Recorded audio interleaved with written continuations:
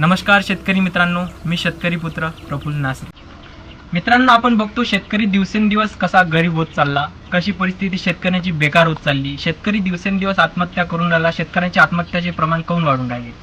कारण शेतकरी नुसता कर्जबाजारी झाला। कर्जबाजारी कशामुळे झाला? तो काय करतो, समजा एखाद्या पराठीवरचं औषध लागलं, जातो दुकानात जातो आणि थैलाभर औषध घेऊन येतो। थैलाभर औषध का घेऊन येतो? कारण त्याला माहित नाही राहत पराठीत काय मारायचं, कोणत्या स्थितीत मारायचं। तर त्यासाठी दुकानदार मस्त थैला भरून औषध देतो आणि बस त्या शेतकऱ्याला थैला भरून औषध मारतो आणि थैलाभर तेच पैसे नेऊन द्यावे लागते दुकानदाराला। त्यासाठीच आपल्या कंपनीने एक ऑलराऊंडर औषध काढलं आहे। लायब्ररी नावाचं औषध काढलं आहे। टोलफिन पारेट 15% डीसी हा मॉलिक्यूल आहे यामध्ये। तर हा मॉलिक्यूल करतो काय? हा मॉलिक्यूल करतो पांढरी माशी, मावा, तुडतुडा, फुलकिडा सगळंच कव्हर करतो एकटाच मॉलिक्यूल। आणि सोबत बुरशीनाशकचं पण काम करतो। शेविंग पेस्ट, सकिंग पेस्ट एकटाच मॉलिक्यूल कव्हर करतो। हा एवढा जबरदस्त मॉलिक्यूल आहे, एकटाच मॉलिक्यूल खतरनाक रिझल्ट देते। हा मॉलिक्यूल चालते कशात? पराठीत चालते, वांगीत चालते, भेदरीत चालते, गोबीत चालते, जे सगळे पिकात सगळ्याच पिकात चालते। तर हा नक्की बघा टोलफिन पायरेट मॉलिक्यूल।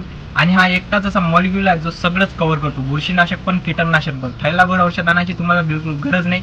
दुकानात जा आणि फक्त मागा लायब्ररी नावाचं औषध। कोणत्या नावाचं औषध? लायब्ररी। आता मारा फक्त लायब्ररी।